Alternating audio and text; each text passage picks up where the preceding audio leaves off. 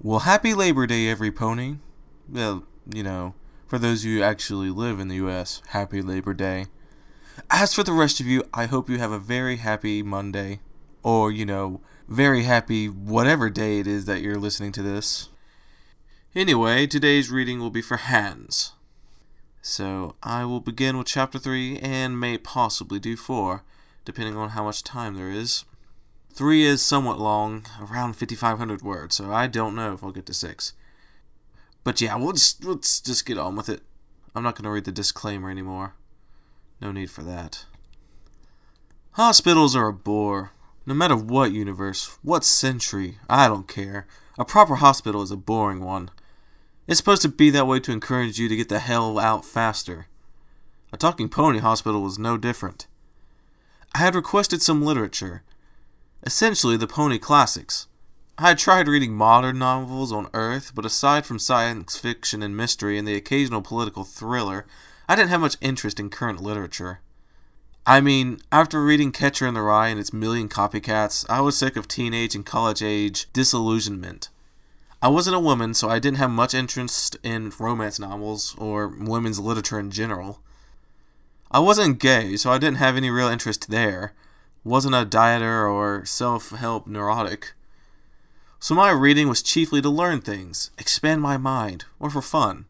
As for pony literature, well, I gave this Equestrian Guide to Citizenship a try. Wasn't too bad, though the author seemed off his rocker. I also read The Fall of Princess Luna, which was apparently out of circulation for a while. Tragic story.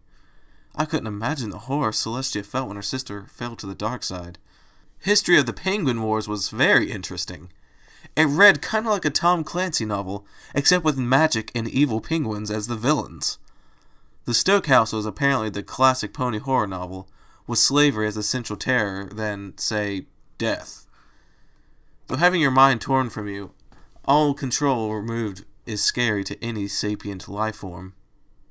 I get the feeling that might need to be sentient, but I could be wrong.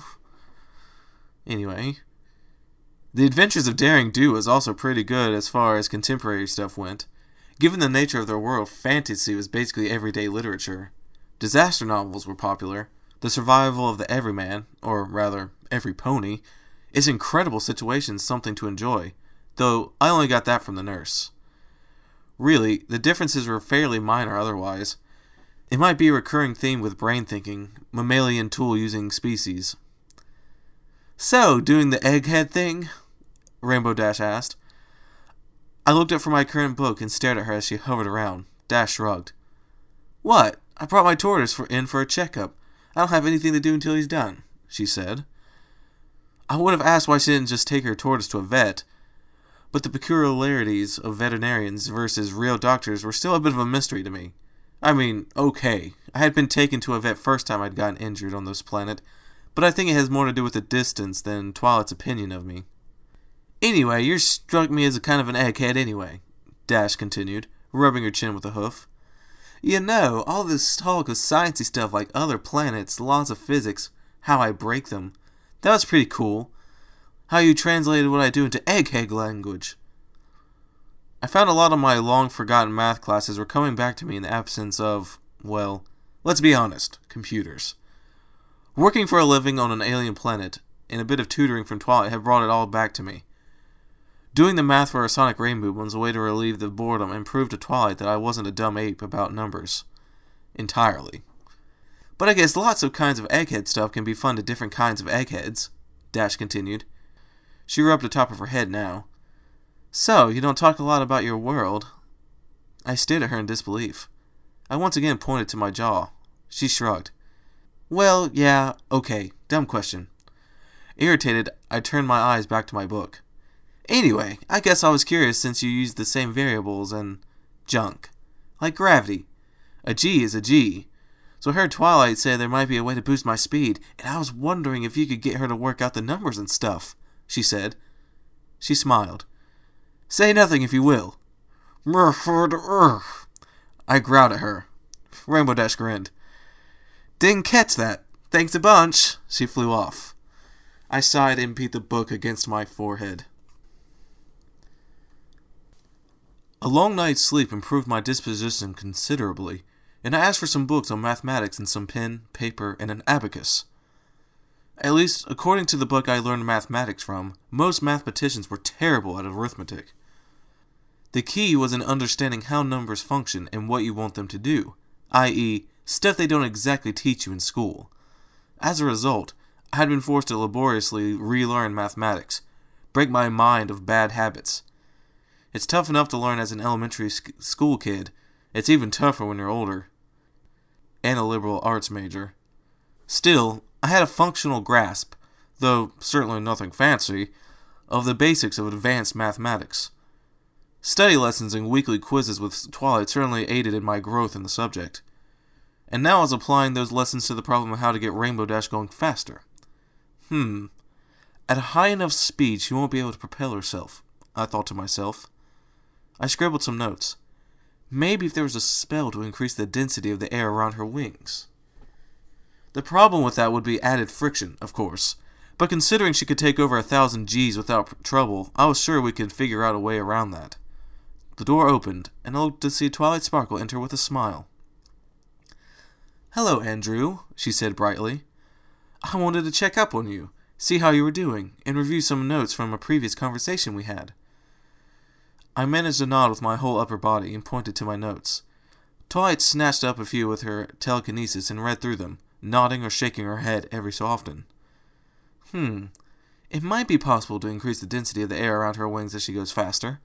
I'll have to run the calculations again, Twilight said thoughtfully. I shrugged, and then looked at her questioningly as she cleared away my work. She smiled cheerfully. "Well, it was in regards to your species' evolution, a few key parts of it," she said. "You said you had been studying, anthropology at your school home on Earth, correct?" I again managed my strange nod. "Liberal arts, see?" "Right," Twilight said, rummaging around in her saddlebags for a few sketches I had made on that day. She held them up. "And you included some parts about sexual selection?" Nodding with my whole body was tiring, so I held up my hand like a sock puppet and had it nod. Twilight blinked a few times before she got it and smiled. "Ah, good. Anyway," she said as she placed the sketches in my lap, along with a notepad, blank paper, and pencil.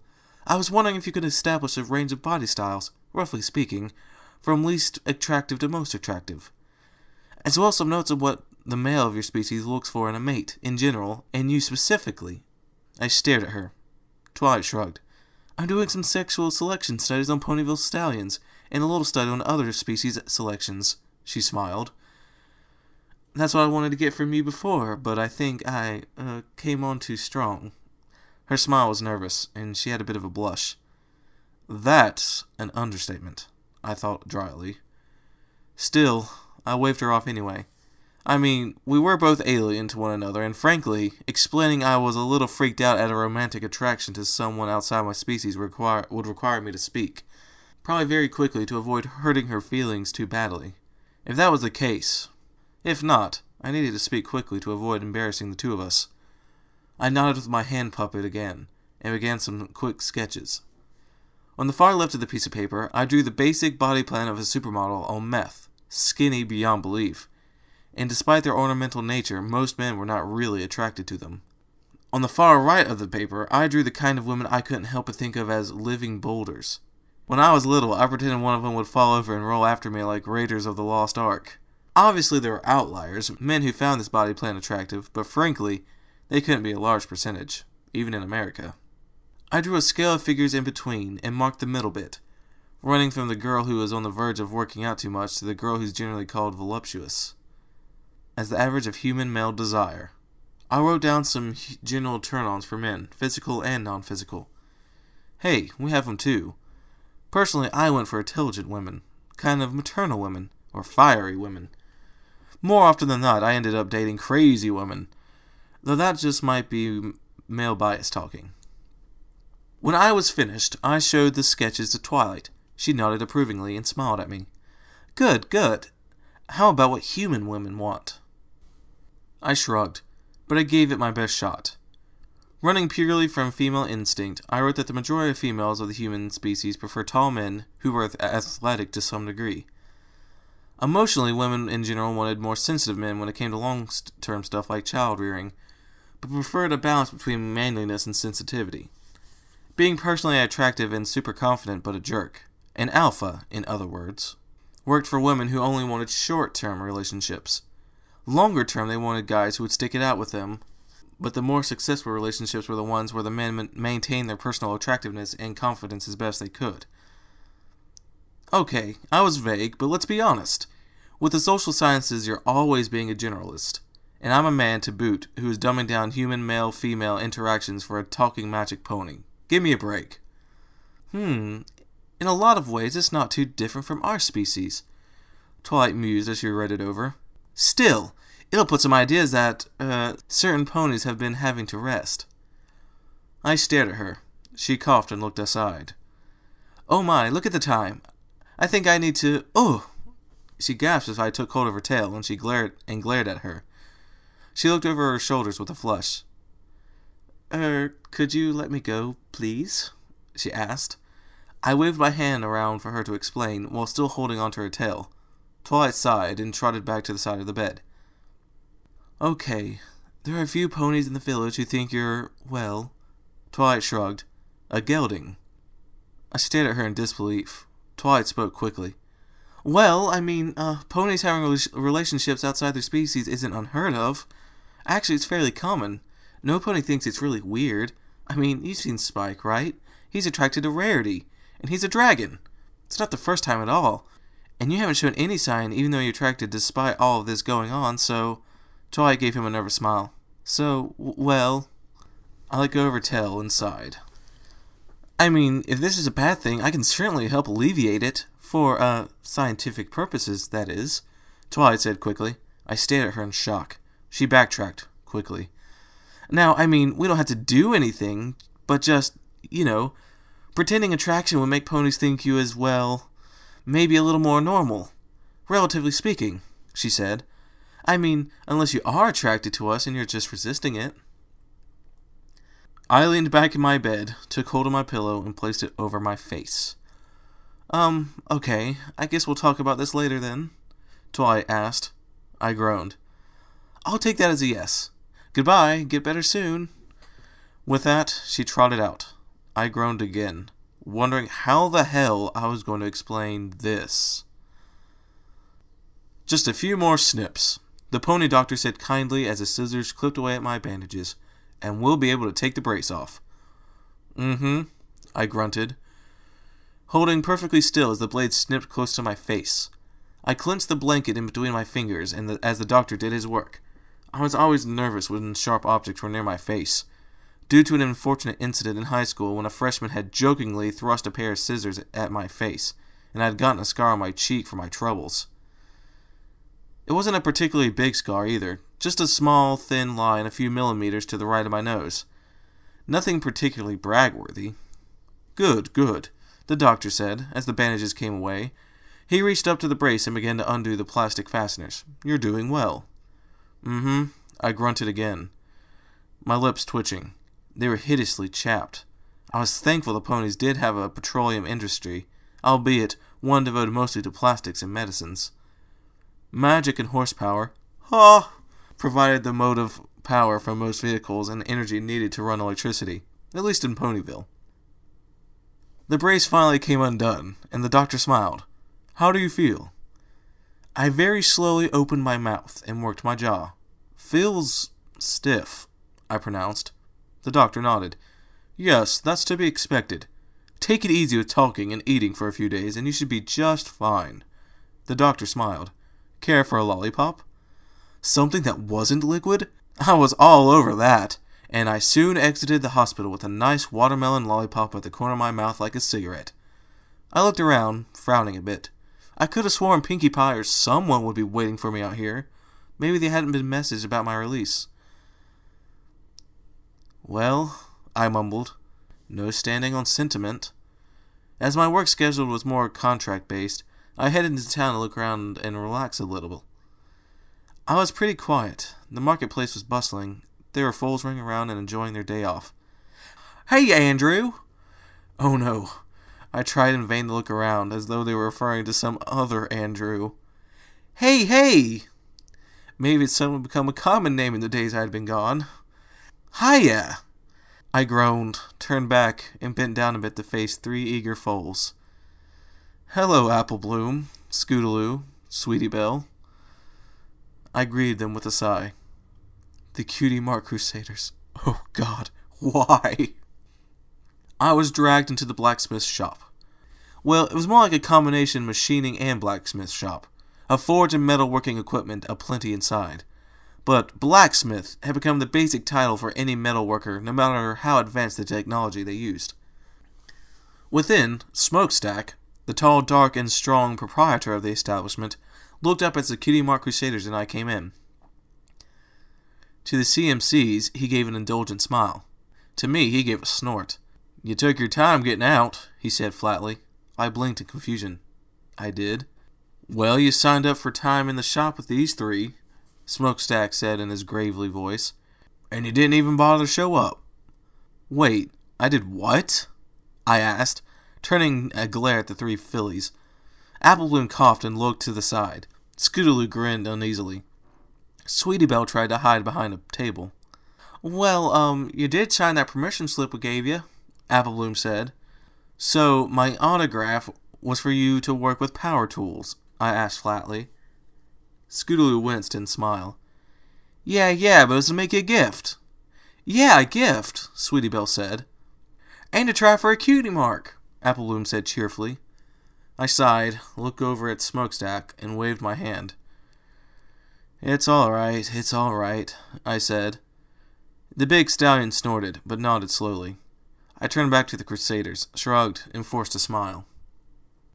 All right, what's this gift you made for me? The filly squealed and grabbed into my sleeves with her teeth, dragging me to the workstation in the far corner of the shop. They sat me down on the stool and then trotted off to what I assumed was the project locker. A few moments later, they came back with a heavy, tube-shaped object about 1.5 meters in length, wrapped in heavy cloth. They sat it on the workbench and grinned up at me. Open it, Scootaloo said.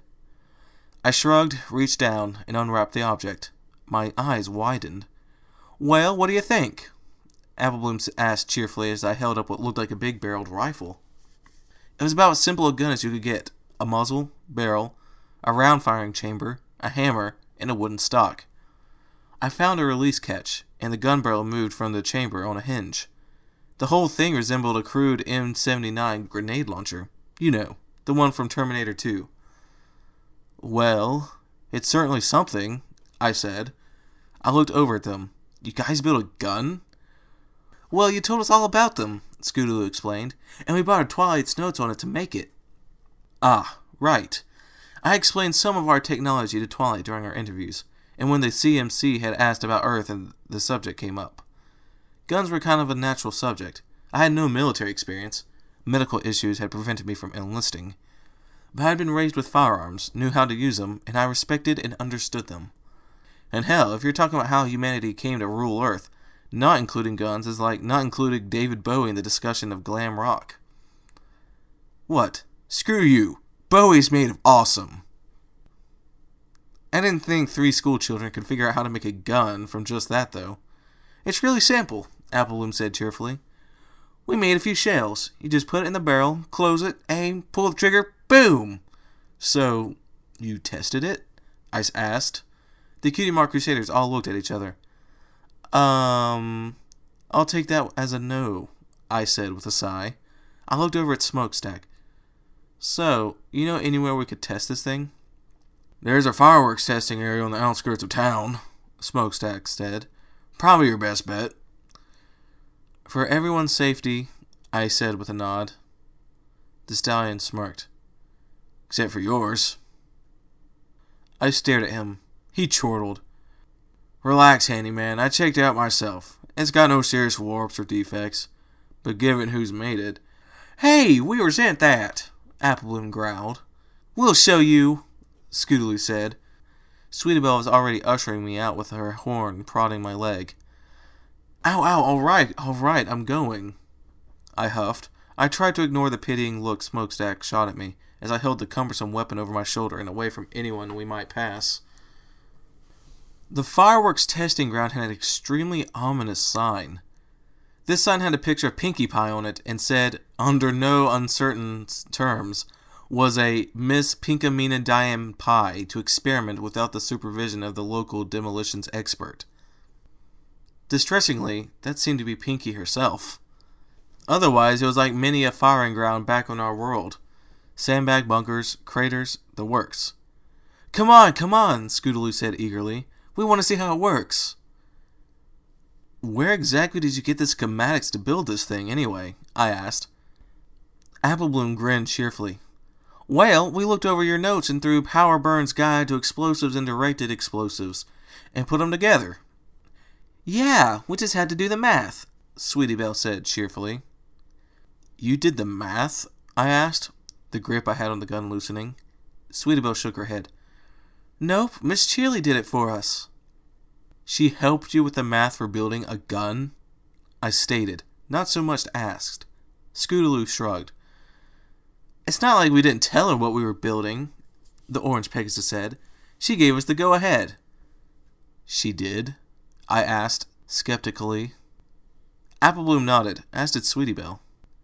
It's her science project, and when we said you were involved, she said it was okay, Sweetie said brightly.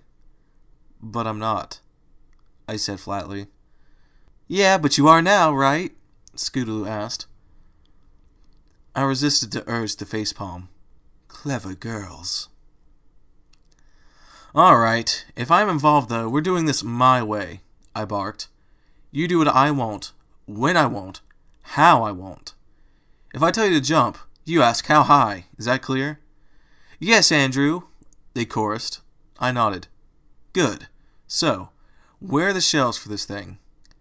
Scootaloo reached into her satchel and produced a small sack. I took it, opened it, and emptied the contents into my hand. Frankly, they were not encouraging. I made that one, Applebloom said cheerfully, pointing to what looked like a scale replica of the Apple family barn in the form of an oversized shell.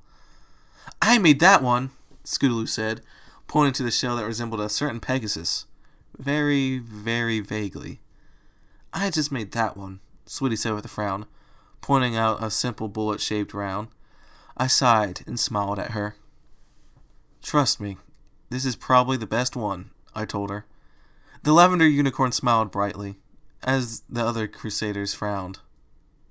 But Pegasi fly, Scootaloo protested. Yes, but they make for lousy bullets, I said. What about barns? Applebloom asked. They're even worse as bullets, I replied. I frowned. Are these the only ones you made?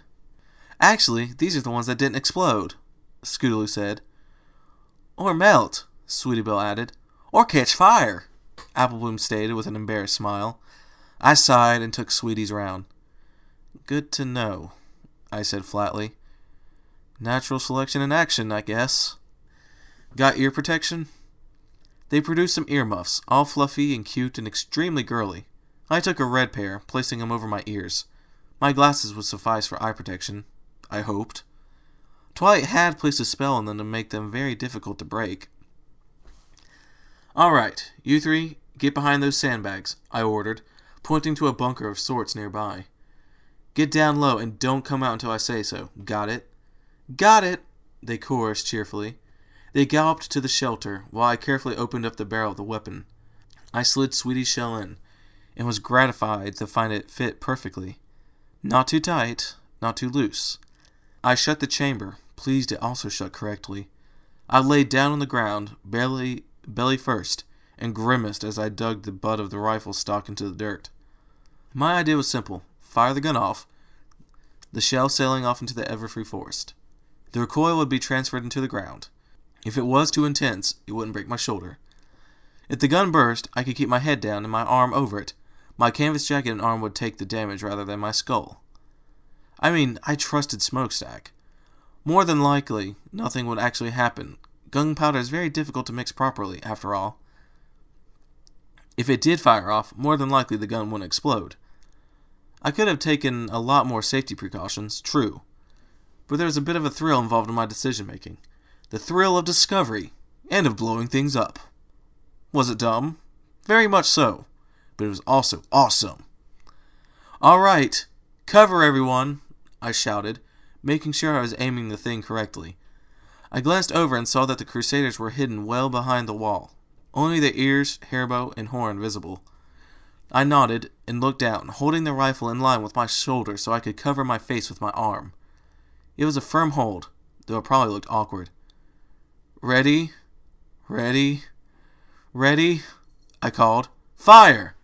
Kaboom! Even with the ear protection, that thing was loud. The gun jerked in my grip, kicking up dirt and landed on my shoulder. I very slowly looked up. The gun was intact. The barrel was smoking a bit, and there was a smell of gunpowder in the air, but most importantly, I was not dead. The groove left in the ground was only about a centimeter, a lot better than I was expecting. The width of the shells must have helped distribute the recoil, though I don't think I'd be firing off without padding. Did it work? Sweetable asked softly, poking her head over the sandbag wall. The other two Crusaders followed suit. I sat up and nodded, now on my feet. It works, I said with a little smile. Hooray! They cried, and as expected, they all looked at their flanks. Disappointed, they looked up due to the fact nothing had appeared. This bites, Scootaloo said angrily. We finally do something right, and this happens. Well, it's not the same for everyone, I said consolingly. Really? How did you earn your cutie mark? Applebloom asked. Can we see it? Sweetiebelle asked. I sighed. Guys, for the last time, humans don't have cutie marks, I said. Well, we just figured you made that up so you wouldn't show it, Scootaloo said with a huff. Or maybe it's something embarrassing, Applebloom suggested. Or maybe you just never found your special talent, Sweetiebelle suggested. She flushed at my deadpan expression. Just saying. I sighed and rubbed my head with my hands. Guys, this is actually pretty good work. I guess it's just not, your special talent. Twi is good at singing, right? Right, they chorused. But her cutie mark is magic, I explained. It's okay to be good at stuff other than your special talent, really. Scootaloo said. I guess you're right. She grinned. Okay, fire off my shell next. No, mine, Applebloom said. I sighed. Guys, if I do that, it'll probably destroy the gun, I said patiently. Oh, maybe we just need to make a gun that'll shoot him without blowing up, Applebloom suggested. Yeah, Scootaloo cried. Cutie Mark Crusader Gunsmiths, the sequel! Yeah! Yeah! They cried, galloping off. I sighed and looked the gun over. Overall, it wasn't anything pretty, but it could definitely come in handy, especially considering the monsters lurking around here. If nothing else, it would make me look cool. I headed back to Smokestacks to place an order for some ammunition. Couldn't be too hard to replicate. After that, I'd see Fluttershy and maybe find some additional work to do today. I passed a flyer that made me double take. Iron Will's asserting a seminar? I read aloud. I chuckled. Maybe that's where everyone is today. My gun slung over my shoulder, I headed for the blacksmith shop with a cheerful tune on my lips. I survived an incident with the Cutie Mark Crusaders involving firearms and explosives. I had to call that a win. No pony was home when I got to Fluttershy's cottage. Well, save for her assorted animal friends. Angel seemed to be the chief one among them, and regarded me with no small amount of suspicion when I entered. I shrugged. Hey, Angel, what's shaking? I asked. The rabbit pointed to the kitchen, and then to his mouth. Ah, hungry. All right. What for? I asked. The rabbit bounced off to the bookshelf, rummaging through it. He opened a cookbook, indicating a particular salad sundae. It even had a cherry on top. I frowned. Huh? Well, let's see what we got. I set down the gun and the satchel shells Smokestack had whipped up for me. He found the design interesting and agreed to make them if we could work out a deal on the manufacturing rights. I had to consult with the CMC's legal guardians for that first, but a few custom rounds wouldn't hurt anything. Hey, I'm not about to get involved in the pony legal system over patents. It's bad enough in our own world. I didn't want to think about what it would be like here. Anyway, I found nearly all the required ingredients, save for the cherry. I shrugged, assembled them, and set them out for Angel. Alright, there you go. Angel scowled and hit the page of the cookbook several times. I scowled back. What? It's a cherry. It's no big deal. It's more for decoration, I ducked as the little rabbit threw the salad sundae right at my head. I looked back as it sailed through the window and looked back at the rabbit with a scowl. I shrugged my shoulders. Fine, don't eat it, I said flatly.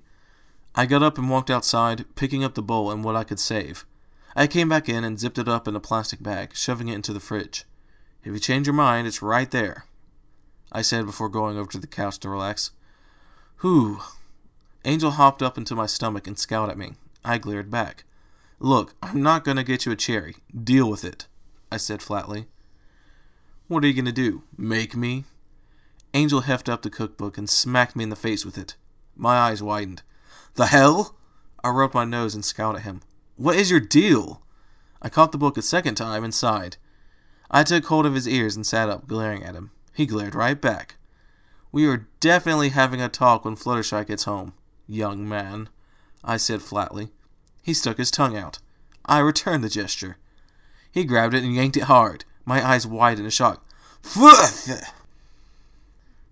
Fluttershy returned, in very good spirits, judging from the smile she wore. I looked up from the book I was reading with a smile. Fluttershy, welcome home, I said cheerfully. How are you? Oh, great, she said. We're really great. She held up some pamphlets with a red sigil in the form of a minotaur's head emblazoned on it. I've been to this wonderful seminar with Iron Will, the Minotaur. Ah, I said with a smile. How was that? Oh, it was good, Fluttershy said with a smile. New Fluttershy feels it was good. I blinked. Okay. How was your day? She asked. Sorry I couldn't meet you at the hospital, but I had the seminar and... She blinked rapidly. Is that Angel? I looked up above me. The little rabbit was struggling furiously in the bandages I had wrapped him in, like he was caught in the web of a giant spider. I smiled. Yup, I said. Is he hurt? She asked anxiously. No, I said calmly. I took a sip of the tea from my mug. It's just a bit of relaxation therapy. Takes all the pressure off his spine. Oh, I see, Fluttershy said. She took the pamphlets and trotted upstairs. I'm going to be busy for a while. So, good night.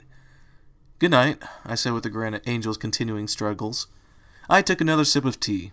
In a few hours, if the rabbit cooperated, I'd let him go. If not, he could be used to being a ceiling ornament. His choice. Chapter 4. The next day, that irritating rooster announced the start of a new day. I swung out of bed with a smile on my face. I washed, dressed, and made my way downstairs to a somewhat peculiar sight. It was weird enough that the other animals were all watching Fluttershy as she coached herself in the mirror. Remember, you are a winner. You are assertive, she told herself. Never apologize when you can criticize. I blinked a few times. Admittedly, this was not the weirdest thing I've seen Fluttershy do. She is very sweet, very kind, but she's also a little strange. Like, dress up as a flower pixie and dance to get the weasels in the mood strange. Then again, I like to talk to myself in a mirror a lot too. Good practice for talking. Good morning, Fluttershy, I said with a smile. She jumped a bit, then turned and smiled at me. Oh, hello, Andrew. Good morning. She trotted over to the table and held up some pieces of paper. You've got some work orders for today. Oh, thanks, I said with a smile, taking them. I looked them over. They were all fairly simple jobs, but they did pay well. I nodded at her. Good. So what are you up to today? Oh, I'm going to try out my assertiveness training today, Fluttershy said brightly. I did the whole workshop yesterday, and I want to see how I do. Well, good luck with that, I said with a smile. Fluttershy frowned. Good luck? Yeah, I hope it goes well, I clarified. Fluttershy continued to stare for a moment, before slowly nodding and smiling again. Sure, thank you. She turned and trotted out the door. I shuddered a bit, and wasn't quite sure why. Well, that was kind of weird, I muttered. I looked up at the ceiling and groaned. Angel was nowhere to be seen. Perfect, I grumbled. I departed a few minutes later, wary of everything around me. I stepped down the path to the main road, where I happened upon a soaking wet Mr. Greenhooves. I blinked. You all right, sir? I asked. He shivered. Oh, just fine, Mr. Fluttershy. I sighed. Sir, I'm not. She's quite feisty today, your wife. You might want to look to her, see if you did anything to upset her, the old stallion said. He squinted at me. And you're also standing on your back hooves. That ain't healthy to do all the time. I rolled my eyes. Right, sir. I'll get right on that. I headed into town for my work, heedless of the air of doom that seemed to be hanging over my head. Then again, I was used to that. Getting back into the swing of things let me take my mind off of Fluttershy's unusual behavior. My first stop was City Hall, which had sustained a lot of damage to its roof from various sources. The residents had torn out the old rotting support beams, and it was my job to drill the new one into place. One of those sources of destruction was alongside me now as I drilled a screw into the support beam on top of a ladder. She was a gray Pegasus who hovered nearby, her bright yellow eyes staring at me in wonder. Okay, I said with a sigh as I finished. I reached down and pressed my weight on the beam. I checked the joint. I made sure there was a fairly large notch in it to help with the load. I think this will work for this one. I turned to my assistant with a smile. Let's move the next one in position. Okie dokie, she said cheerfully. She flew off, and I slowly moved along the parts of the roof that were still intact to the next support beam to be replaced. For this job, I employed a bit of rope to tie the beam off. I then used a handsaw to cut through the beam, cutting the same notches into the connecting pieces at the edges of the roof. It was slow going, but I managed to get both of them done by the time my assistant flew back. Her wings were beating hard as she carried the beam via a rope in her mouth. Slowly she lowered it, and I slid back with a smile and waved my hands. Come on, come on. Easy, easy does it, I called. Her wings were beating hard enough to be heard, like helicopter blades, and the new beam came down slowly, and then dropped, knocking the old beam out of place and swinging the new beam right for me. I yelped and fell over, grabbing into the rope that secured the old beam tight.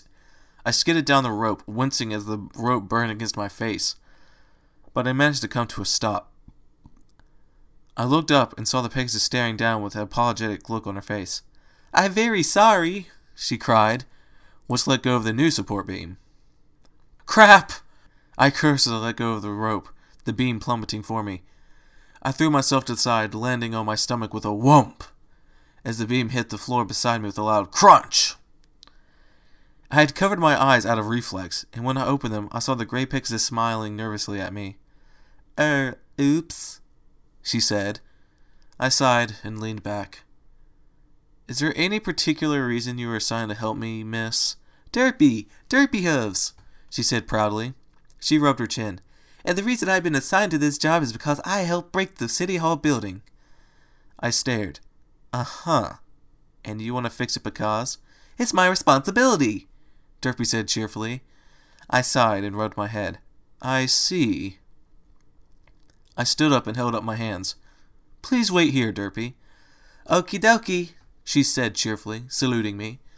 I marched right into the mayor's office and knocked on the door. Come in, she said, and I entered.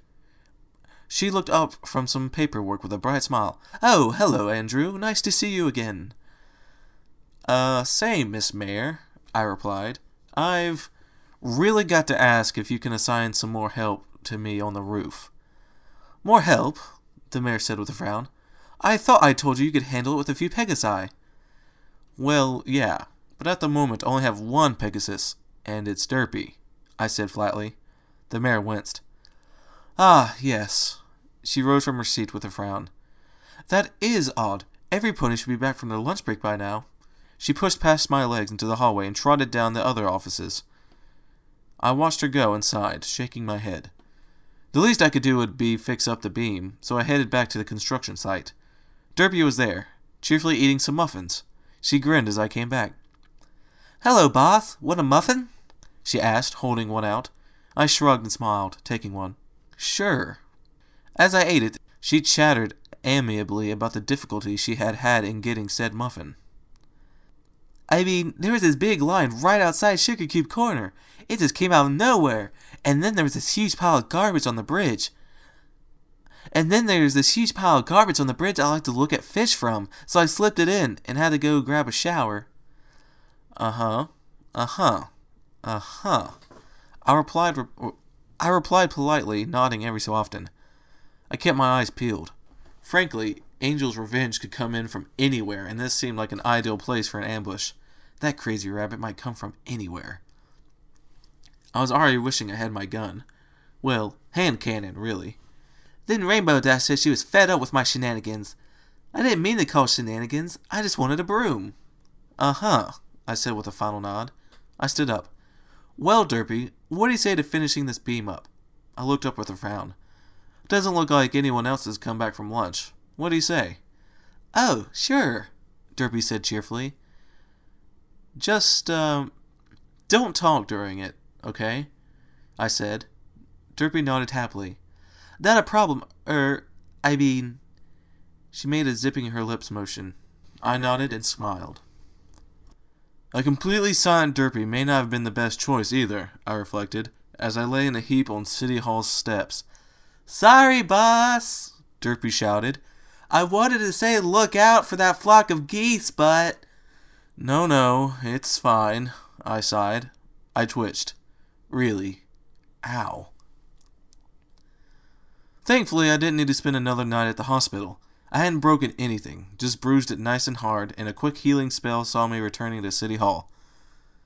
I frowned as I noted that the rest of the work crew was now milling around, looking distracted, save for Derpy, who was cheerfully working with a whistle.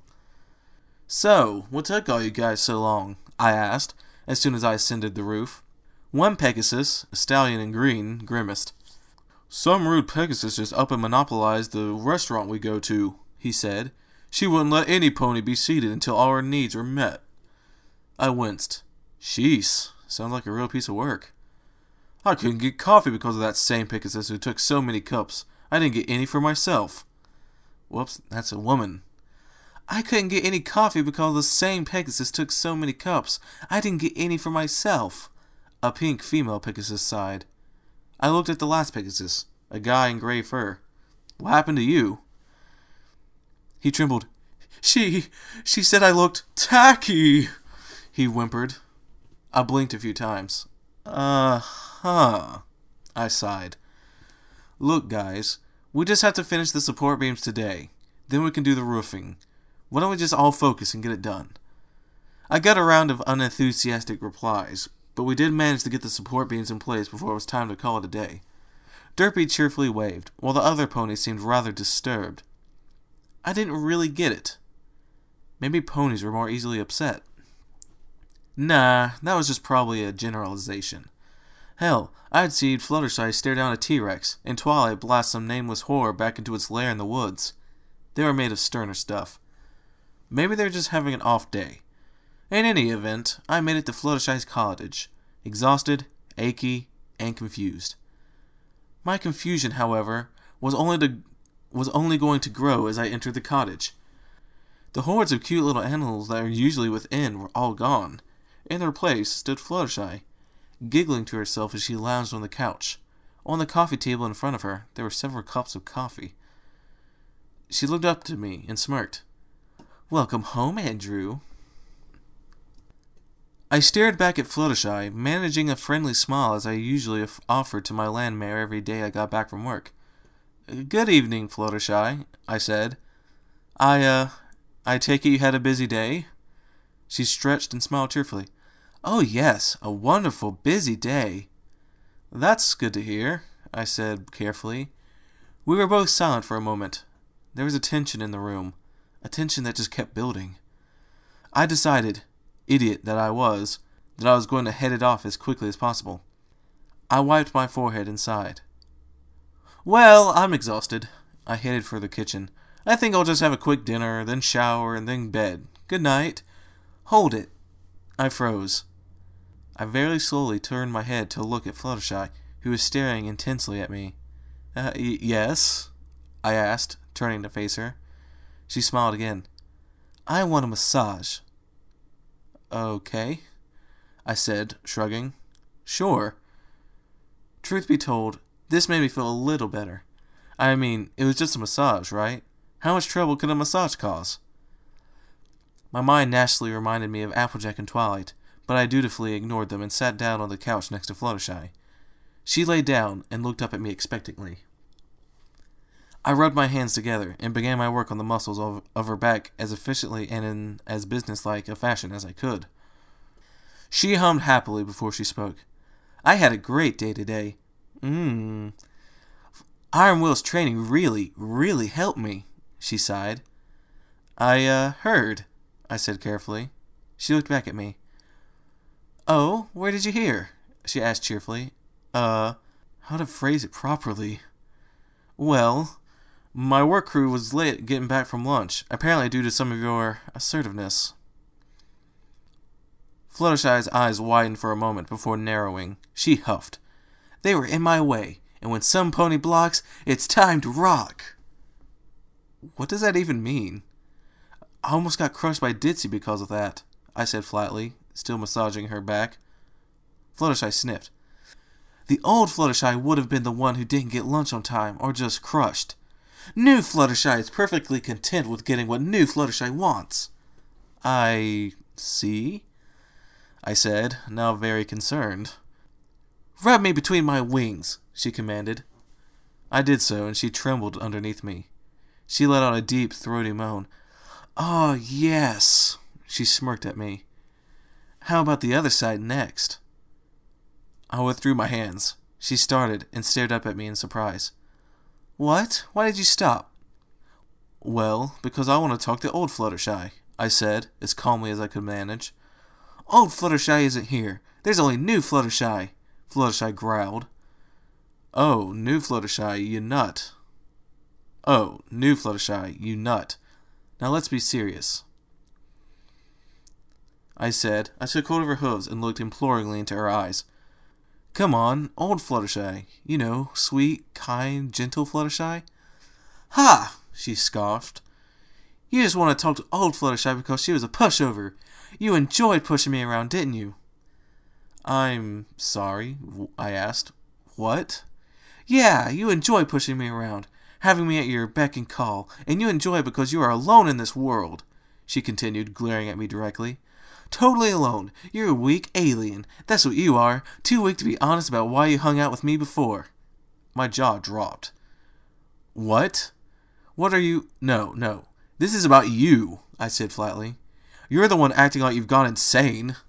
That's it, Fluttershy said angrily. You're just avoiding the issue. What issue? I don't... Well, new Fluttershy won't have jerks under her roof, she growled. She rose up on her back hooves and struck me in the chest with both of them. I was sent sprawling onto the floor as she hovered above me, her eyes narrowed in anger. I held up my hands defensively. I didn't push you around. You volunteered to let me stay with you. I pay rent. I do chores. I was now faint. I can find that spot you really like between your wings. Get out, she snarled. Out right now. New Fluttershy will not tolerate this. Discretion, as had been said before, is the better part of valor. So I very slowly nodded. All right.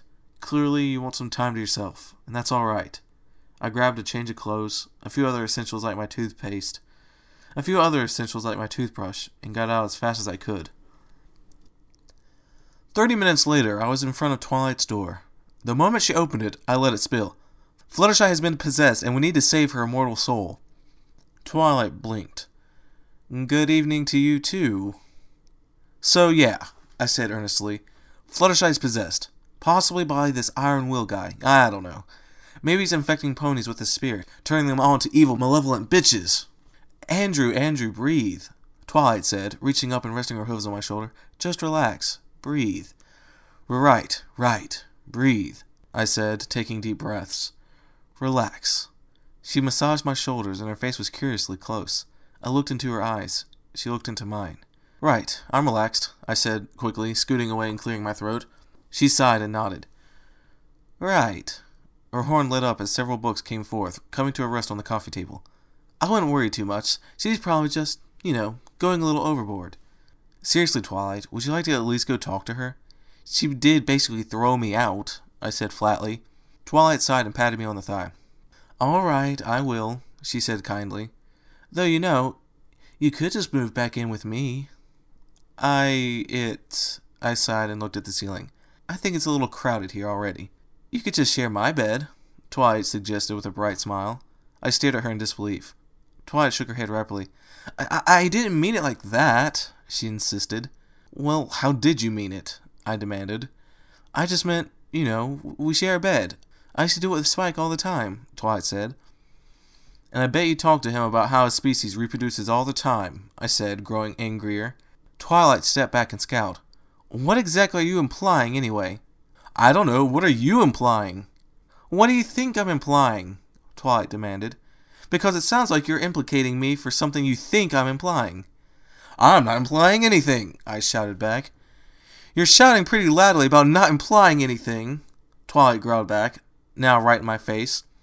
That's only because you're denying you're implying anything, I shouted back. There was a loud groan from upstairs, and a sleepy-looking dragon peered down from his partially open door. Would you two please take this outside? Spike said, or at least argue in a less noisy way. Sorry, Spike, we both said together. The dragon grumbled something about mammals I'm not going to repeat here. Suffice to say, it made Twilight blush, and I looked at the ceiling with a heavy sigh. There was a silence for a while before I spoke again. Right. So, demonic possession, I said. How do we fix it? Are you sure you're not just overreacting to her going through a mood swing? Twilight asked.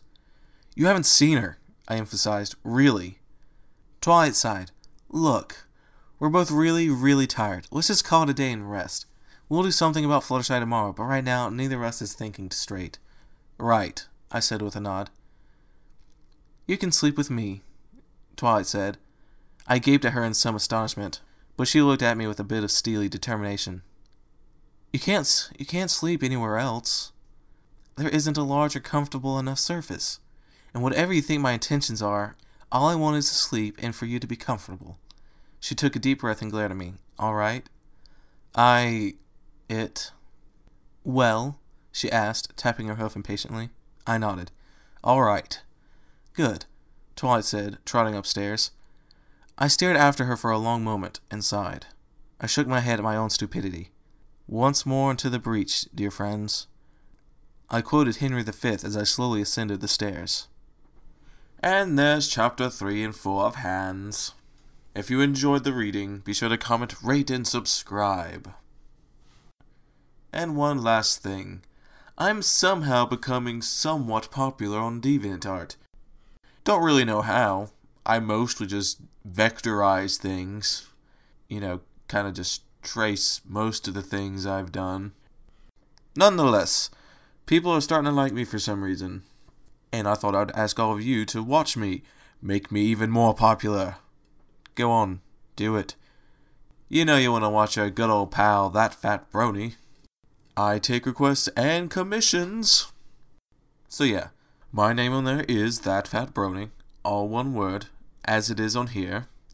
And I suppose I'll put a link in the description as well. Feels kinda weird plugging myself like this, but I'm doing it anyway.